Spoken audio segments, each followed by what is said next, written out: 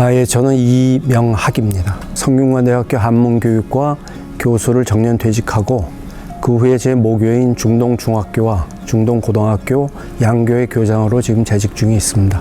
오늘 제가 할 강연은 한자 교육 왜 필요한가입니다.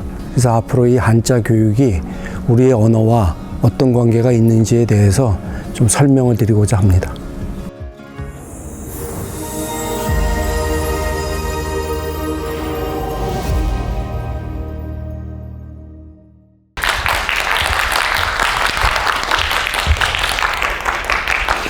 안녕하세요. 방금 소개받은 이명학입니다. 저는 2년 전까지 여기 성균관대학교 한문교육과 교수로 재직했습니다. 2년 전에 정년 퇴직을 하고 지금은 제 모교인 중동중학교와 중동고등학교 양교에서 교장 일을 보고 있습니다. 자, 오늘 여러분들하고 제가 이야기를 나눠야 될 주제는 한자 교육 왜 해야 하는가입니다. 한자, 한문이라고 하면은 머리가 지끈지끈 아파오시는 분들이 아마 계실 겁니다. 또 어떤 분은 이런 말씀 하십니다. 한자 한 글자 몰라도 사는데 아무 지장이 없다는 말씀 하십니다. 이 한문을 업으로 삼고 있는 제 입장에서는 참 그 생계를 위협하는 말씀이기도 하지만은 그건 틀린 말은 아닙니다. 여러분도 아시다시피 한자 한 글자 모른다고 뭐 사는데 지장이 있으십니까? 살다가 조금 불편함은 있을지 모르지만은 사는 데는 전혀 지장이 없습니다.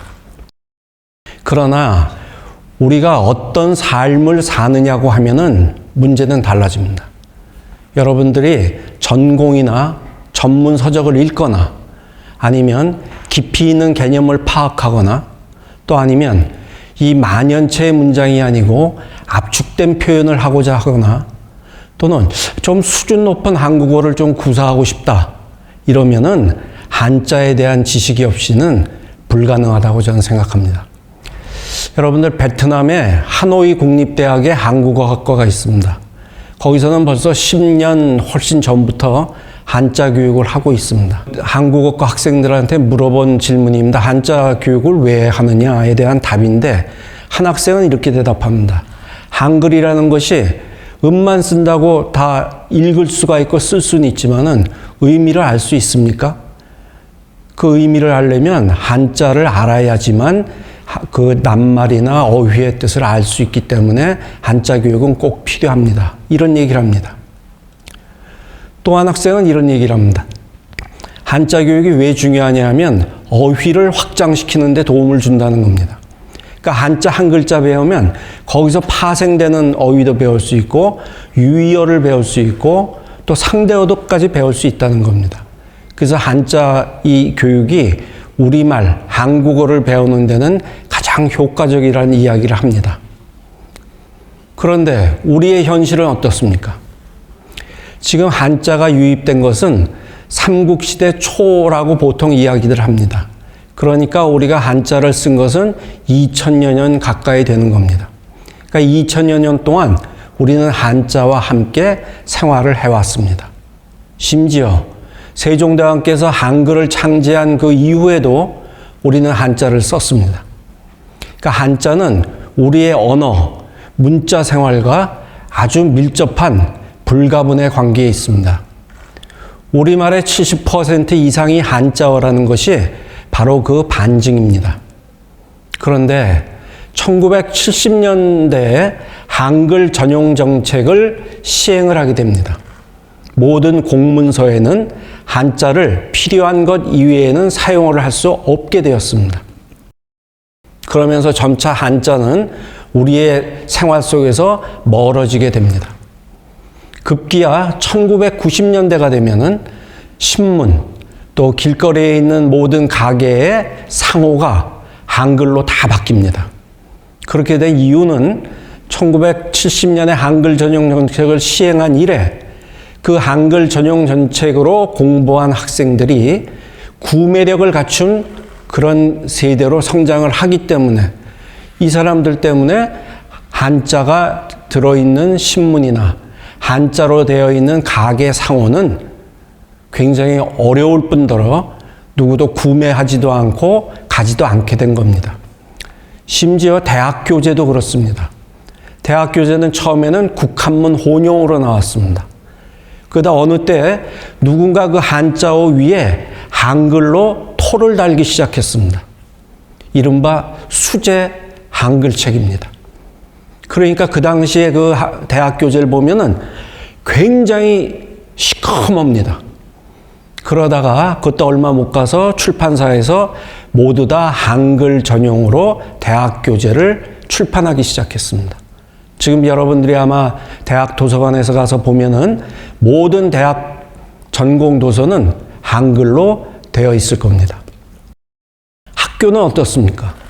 학교에서도 한자 교육은 점차 폐지가 되거나 지금은 재량 과목이 되거나 그래서 한자라는 한문이라는 과목은 거의 없어지게 되었습니다. 제가 10수년 전에 이런 설문조사를 했습니다. 대학 신입생들에게 자신의 이름을 한자로 써보라고 했습니다. 그랬더니 30% 이상의 학생이 자기의 이름을 한자로 쓰지 못했습니다. 그리고 제가 그 몇 년 뒤에 학부모님들께 자녀의 이름을 한자로 써보라 그랬습니다. 그랬더니 놀랍게도 40% 이상의 학부형님들께서 자녀의 이름을 한자로 쓰지 못했습니다.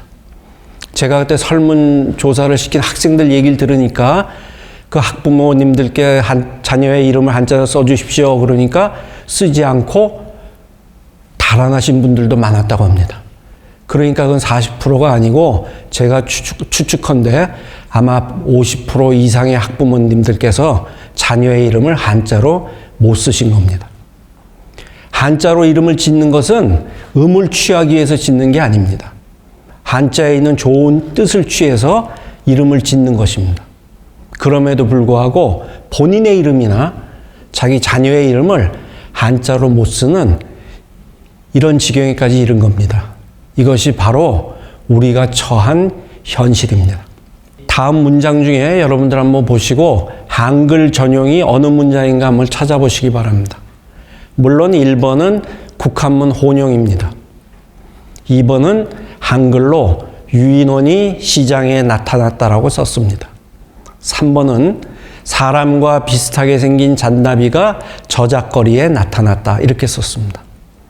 여러분은 이 중에 어느 게 한글 전용 같습니까? 지금 한글 전용을 주장하는 분들은 2번을 한글 전용이라고 합니다. 그런데 2번은 엄밀한 의미에서 한글 전용이 아닙니다.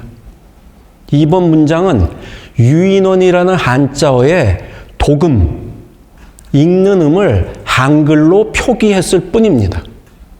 또 시장이라는 한자어의 도금을 우리 한글로 시장이라고 표기했을 뿐입니다.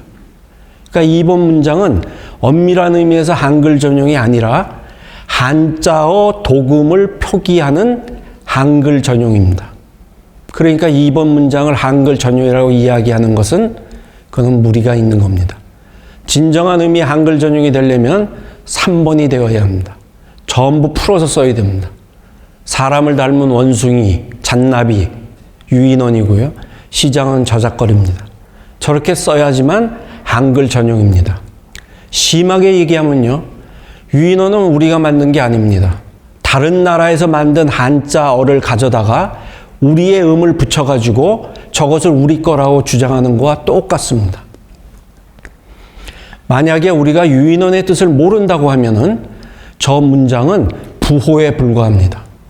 우리가 불경에 남무 아미 타불이라고 써 있으면 읽을 수는 있습니다. 그렇지만 우리의 그 뜻은 모릅니다. 그거와 하등 다를 바가 없는 겁니다. 지금 초등학교에서 한자 교육을 어떻게 하는지 제가 보여드리겠습니다.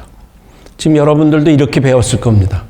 양서류하고 한글로 쓰고 그에 따른 사전적인 의미를 익히셨을 겁니다. 양서류하고 어떻게 배웠습니까? 척추동물의 한 강, 새끼 때는 민물 속에 살다가 뭐 아가미거나 뭐 이래가지고 배웠을 겁니다. 저렇게 배우는 거는 주입식이고 암기식입니다.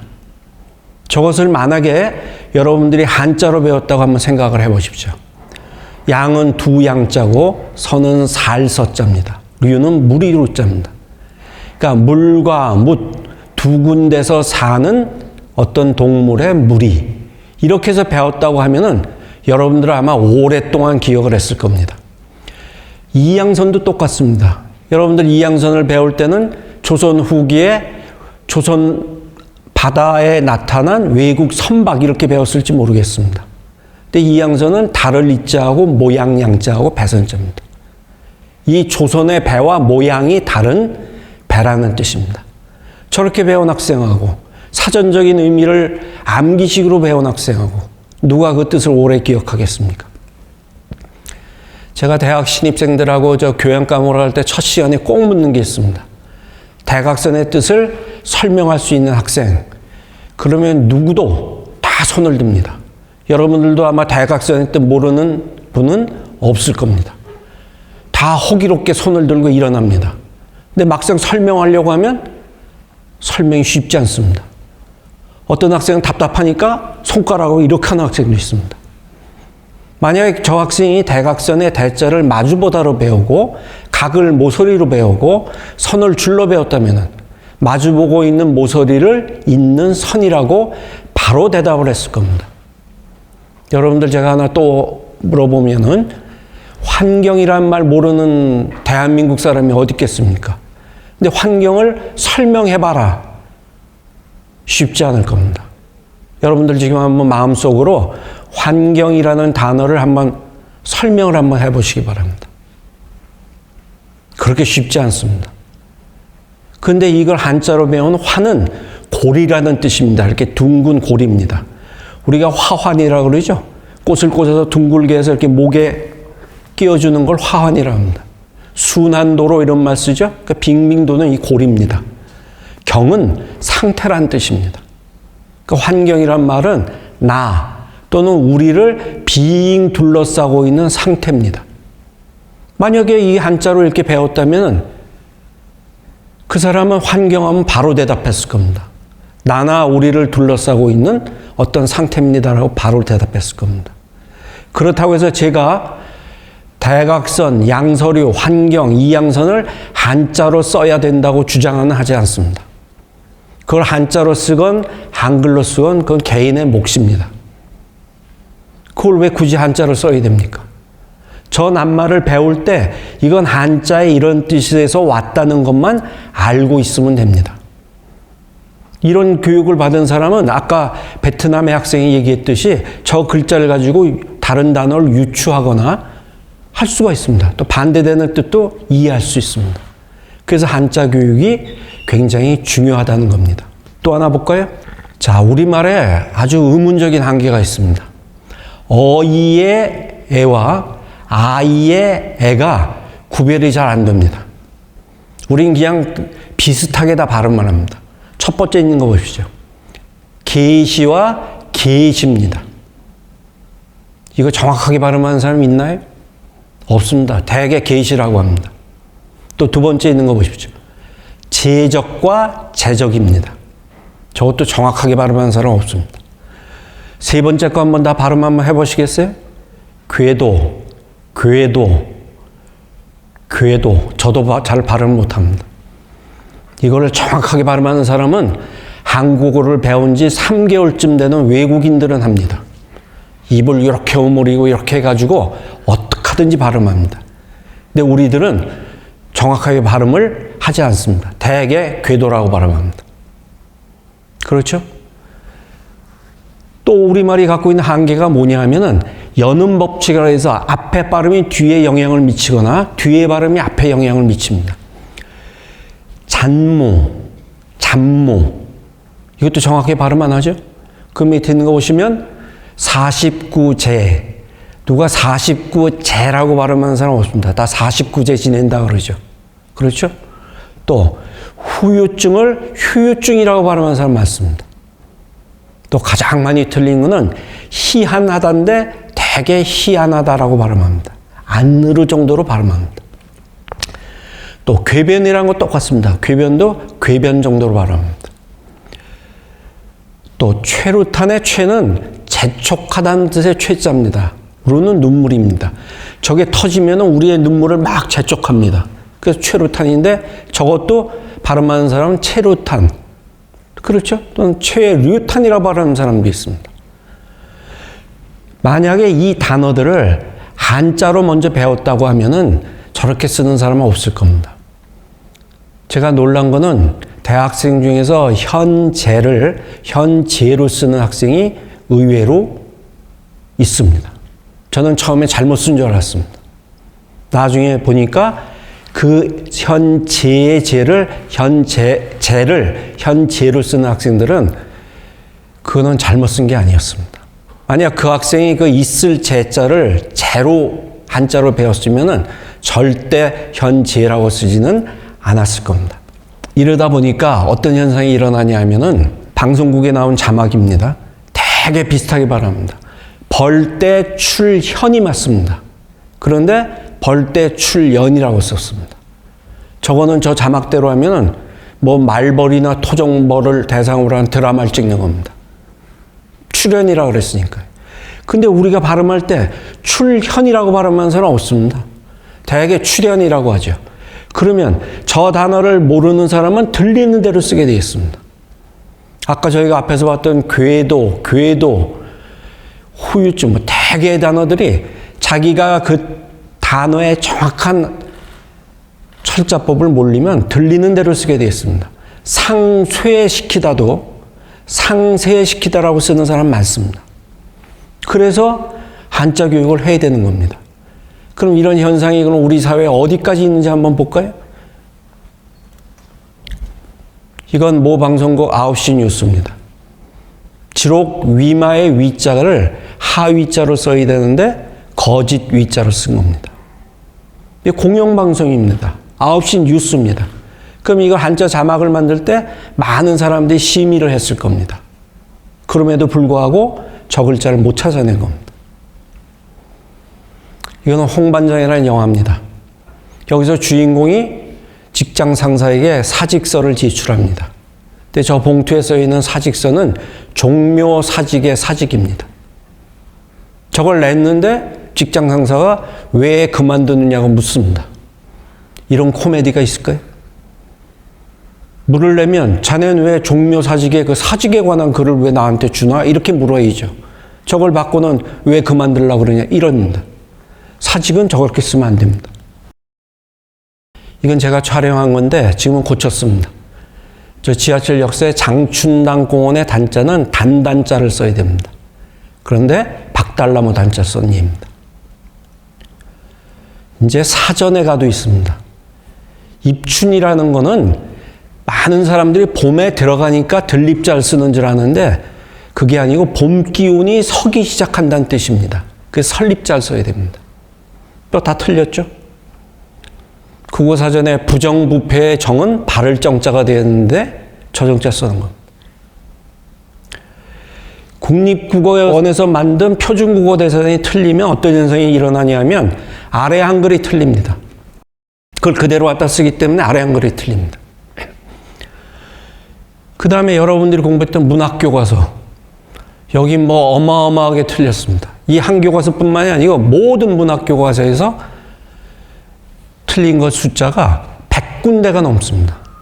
제가 한국한문교육학회장을 할 때 이걸 가지고 학술회의를 했습니다. 그래서 각 기관에 전부 보내줬습니다. 잘못된 거를. 그래서 그 뒤에 다들 수정을 했는데 그럼에도 불구하고 아직도 수정 안 된 것들이 많이 있습니다. 자, 우리가 쓰는 한자 한번 볼까요?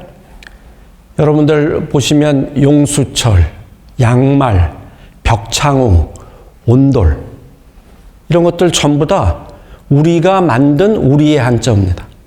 저 한자들은 중국, 일본에서 쓰지 않습니다. 우리만 쓰는 한자입니다. 그러니까 한자라는 것이 우리 현실에서 얼마나 필요한가를 제가 지금 설명을 드린 겁니다. 용수철은 여러분들 알다시피 돌돌 말려있는 쇠붙입니다. 1910년쯤에 우리나라에 처음 용수철이 들어왔습니다. 근데 누구도 그 이름을 지을 수가 없었습니다. 근데 누군가 보니까 그 용수철이 돌돌 말려있는 것이 용의 수염이 말려있는 것과 똑같다고 본 겁니다. 용은 전설의 동물입니다. 동양 서양에서 용 본 사람 아무도 없습니다. 그런데 동서양 용 그림을 보면 모두 끝이 이렇게 말려 있습니다. 그래서 용의 수염처럼 말려 있는 쇠붙이라 그래서 용수철이라고 지은 겁니다. 양말은 뭐 여러분들 다 잘 알죠. 서양에서 들어온 거는 양자를 다 붙였습니다. 제가 입고 있는 거 양복이죠. 한복이 아니고 양복이죠. 술은 양주죠. 그다음에 활은 양궁입니다. 그러니까 서양에서 들어온 거는 다 양자를 붙입니다. 저 말자는 버섯 말자입니다. 그러니까 양말하면 서양 버선입니다. 그러니까 서양에서 들어온 버선이 양말입니다. 저거 우리나라만 씁니다. 중국, 일본에서 쓰지 않습니다. 벽창호는 평안북도의 벽동, 창성에 있는 소가 아주 미련하고 뭐 억세고 그렇다고 합니다. 그래서 그쪽 소를 빗대서 벽창우라고 합니다. 그래서 우리는 벽창호라고 합니다. 아주 고집세고 아주 남의 말 듣지 않고 하는 사람을 벽창호라고 그러죠. 온돌, 저것도 우리만 씁니다. 그러니까 한자라는 것이 우리 생활 속에서 유용하다는 겁니다. 만약에 어떤 새로운 문물이 들어오거나 우리가 어떤 새로운 개념을 만들려고 하면은 한자로 만들어야 합니다. 그래서 한자가 현재적인 의미가 있다는 겁니다. 1945년에 해방이 되고 나서 서양 문물이 막 들어옵니다. 그 영어가 물밀듯이 들어오게 됩니다. 그래서 영어와 한자가 합쳐진 단어가 어마어마하게 많이 생깁니다. 지금도 생기고 있습니다. 저건 갱하고 패죠. 패는 문패하고 할 때도 쓰지만 패자는 물이라는 뜻의 패자입니다. 저거 많이 안 쓰는 것 같죠? 여러분들 패거리란 말 들어봤죠? 패싸움이란 말 들어봤을 겁니다. 저 패자입니다. 물이 지어 싸우는 게 패싸움입니다. 저 갱과 패가 합쳐진 겁니다. 갱물이라는 뜻입니다. 근데 저 갱이라는 거는 우리나라 사람들이 옛날부터 제 추론이긴 하지만 A는 보통 아로 발음을 많이 합니다. 그래서 누군가 강패라고 했을 겁니다. 근데 강패라고 하면은 좀 약해 보이죠? 좀 착해 보이잖아요. 그러니까 된 바람으로 해서 깡패라고 했을 겁니다. 그러니까 저것도 우리나라만 쓰는 영어 플러스 한자입니다. 두 번째 있는 건 캔하고 통통자입니다. 저건 여러분들 무슨 단어인지 알겠죠? 깡통입니다. 그러니까 저것도 맨 처음에 누군가 칸통이라고 발음했을 겁니다. 그러다가 뒤에 있는 통자의 이응이 앞에 영향을 미쳐서 깡통이라고 아마 발음하게 되었을 겁니다. 그 아래 있는 건 컴맹이죠. 여러분들 많이 썼을 겁니다. 맹자는 눈멀 맹자입니다. 그러니까 컴퓨터에 대해서는 전혀 모른다는 뜻이죠. 그 다음에 누군가 막 클릭을 막 미친 듯이 하는 걸 광클이라고 그러죠. 미칠 광자 써서 광클이라고 합니다. 뭐 선풀, 악풀, 그건 뭐 많이 쓰죠. 멘붕이 왔다. 멘탈 붕괴입니다. 붕괴할 때 붕자입니다. 그 다음에 연예인들한테 사생팬이 있다 그러잖아요. 사생활을 끝까지 쫓아다니는 팬이다 그래서 사생팬이라고 합니다. 이건 기존에 만들어서 써왔던 겁니다. 최근에 만든 거 한번 보십시오. 아주 최근에 만들어진 것도. 뇌피셜. 들어봤죠? 저게 뭐냐 하면 뇌에서 공식적이라고 생각한다는 뜻이거든요. 그러니까 이건 우리말로 하면 뭐냐면 네 생각은 이 뜻이에요. 그러니까 너의 머릿속에서 공식적이라고 생각하지만 아니다. 이게 뇌피셜이거든요. 그러니까 네 생각은 그렇고 이것을 한자와 영어로 합쳐 맞춘 것이 뇌피셜이라는 겁니다. 이거 최근에 만든 겁니다. 그 아래에 있는 거는 코로나 때문에 만들어진 한자음죠. 산스족, 공수족. 산스족은 뭐 같으세요? 저기 TH는 헬스의 TH입니다. 그러니까 코로나 때문에 실내 체육관을 못 가니까 산에서 운동하는 무리를 산스족이라고 합니다. 그럼 공수족은 뭡니까? 공원에서 운동하는 사람들을 공수족이라고 합니다. 저거 요새 만든 겁니다. 불과 만들어져야 2년 이내에 만들어진 한자입니다. 지금 여러분들이 이렇게 보면 알지만은 한자라는 게 죽은 문자가 아닙니다. 우리가 앞으로 아까도 말씀드렸지만 새로운 문물이나 새로운 개념을 만들 때는 반드시 한자 위에는 만들 수가 없습니다. 그렇지 않으면 아까 사람을 닮은 잔나비처럼 우리말로 풀어서 만들어야 됩니다. 그건 개념어가 아닙니다. 개념어가 되려면 압축을 시켜야 됩니다. 그 압축시킬 수 있는 도구는 한자밖에 없습니다. 그러니까 여러분들이 한자는 이미 우리 생활 속에서 멀어지고 없어진 문자가 아니고 우리 생활 속에 남아있는 유용한 그런 문자라는 것을 좀 이해해 주셨으면 좋겠습니다. 그건 이제 우리 국내의 문제죠. 좀 이 한자를 거시적으로 한번 보실 필요가 있습니다. 이 한자가 동아시아 교류에 어떤 역할을 할까? 이걸 한번 같이 생각을 해볼까요? 과거에 한자 문화권 국가가 5나라가 있었습니다. 우리나라, 중국, 일본. 이건 여러분들 잘 알죠? 나머지 2나라는, 한 나라는 베트남입니다. 베트남도 한자를 썼고 그 다음에 유교를 받아들여서 거기 문묘가 다 있잖아요. 지금도 베트남에 하면 또 과거제로 인재를 뽑았습니다. 이 베트남이 그랬습니다. 그런데 불란서 식민지 시절에 영어식 표기가 들어온 겁니다. 한자 표기하는 방식이 없어지고 프랑스 식민지 시절에 한자 표기가 없어지고 영어식 표기가 된 겁니다. 그래서 지금 베트남에서 고맙다는 말이 까먼입니다. 까먼은 한자어 가문에 온 겁니다. 가문에서. 가문은 지금 현대 중국어로 발음하는 간언입니다. 간언. 은혜에 감사하다는 뜻이잖아요. 그래서 까먼이라는 건 가문에서 온 겁니다. 또 감동도 영어 표기하고 한자 표기를 한번 여러분들 비교해서 보시죠. 굉장히 비슷하죠? 그러니까 지금 베트남어 중에서 한자어에서 온 것이 저렇게 많습니다. 그런데 지금 베트남 사람들은 까먼이 가문에서 온 거를 모릅니다. 이게 시사하는 게 뭔지 아세요? 우리도 이와 같이 한글 전용 정책으로 100년이 지나면 우리도 똑같아집니다. 우리도 감사하다는 말이 어디서 유래했는지, 어원이 어딘지 우리도 모를 겁니다. 지금 베트남하고 나중에 똑같아질 겁니다. 자, 그리고 또 한 나라가 어디냐 하면 유구입니다. 유구. 유구는 지금으로 하면 오키나와입니다. 거기가 한자를 쓰던, 그리고 한자로 과거제로 인재를 등용하던 나라가 유구입니다. 그 일본에 복속되면서 오키나와로 됐지만 거기는 엄연한 왕국입니다. 다음 문장 한번 보십시오. 1611년에 여러분들이 잘 아는 지봉 이수광 선생이 명나라 수도인 북경에서 유구사신을 만납니다.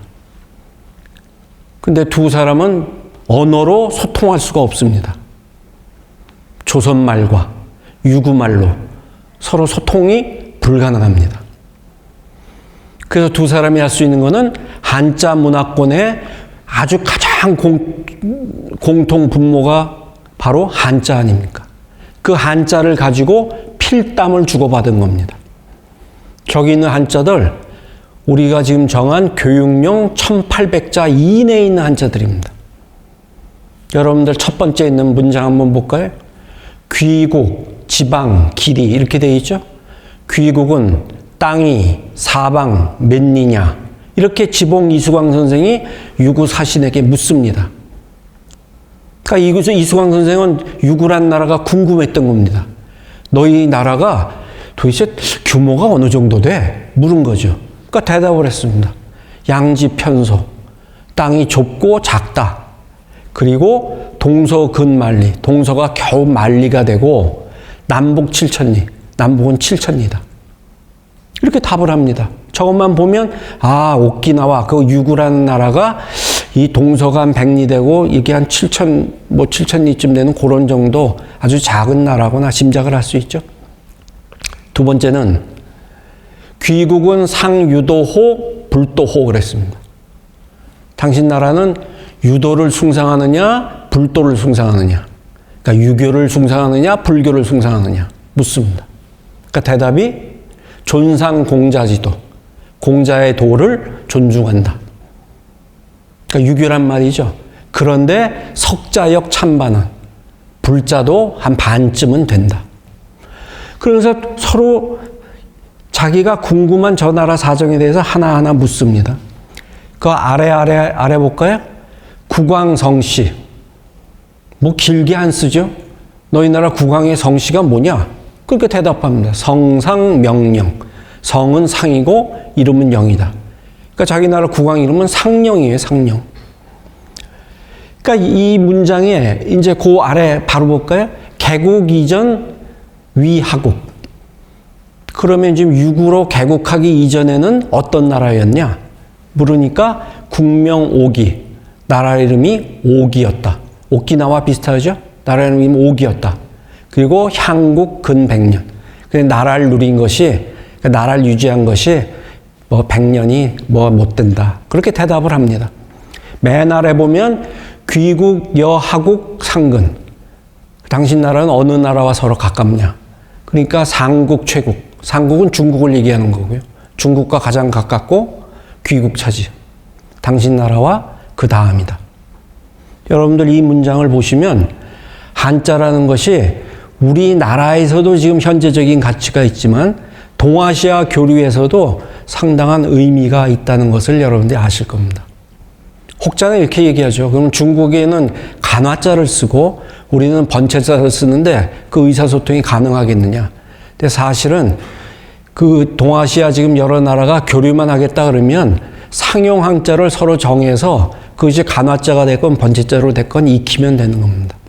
그랬을 때 우리가 중국 사람을 만나든 일본 사람을 만나든 베트남 사람을 만나든 간에 서로 간에 최소한의 의사소통은 가능한 겁니다. 여기에 한자가 갖고 있는 동아시아 교류에서의 아주 중요한 역할이 있는 겁니다. 제가 저 코로나가 이렇게 심하게 될지 몰랐는데 뭐 옛날에 읽었던 까뮤의 패스트가 생각이 났습니다. 그 상황하고 비슷해서. 그래서 읽다가 찾아본 대목입니다. 옛날에 읽을 때는 이 대목을 읽고 넘어가고 전혀 몰랐습니다. 근데 이제 한자 공부하고 한문 공부하고 나서 보니까 이게 이제 눈에 띈 구절입니다. 그러니까 누구 말대로 아는 만큼 보인다는 그 말이 딱 맞는 것 같습니다. 이 그랑이라는 사람은 시청 공무원입니다. 근데 이 사람이 그 패스트가 그 창고란 그때 라틴어를 공부합니다. 그러니까 이 라틴어와 영어, 불어, 서양어와의 관계는 한자와 우리말과의 관계와 매우 유사합니다. 영어, 불어, 서양 언어의 어원은 라틴어입니다. 굉장히 유사합니다. 누가 그랑한테 묻습니다. 너 왜 라틴어를 공부해? 그러니까 그랑 답입니다. 이 답을 읽으면서 오늘 강의를 마치도록 하겠습니다. 불어 단어의 뜻을 좀 더 똑똑히 알려면 라틴어를 하는 게 유익하다는 말을 들었거든요. 그러니까 라틴어를 다시 공부하는 이유는 불어 단어의 뜻을 명확히 알고자 함이라고 답을 한 겁니다. 우리라고 뭐 다릅니까? 우리가 한자를 공부해야 될 가장 중요한 이유는 우리말을 정확하게 쓰고 우리말을 바르게 하기 위함입니다. 한자를 공부해서 뭐 유식을 자랑하기 위한 것이 아니고 우리말을 바르게 쓰고 바르게 말하기 위해서 한자 공부를 해야 되는 것입니다. 여러분들 경청해 주셔서 감사합니다.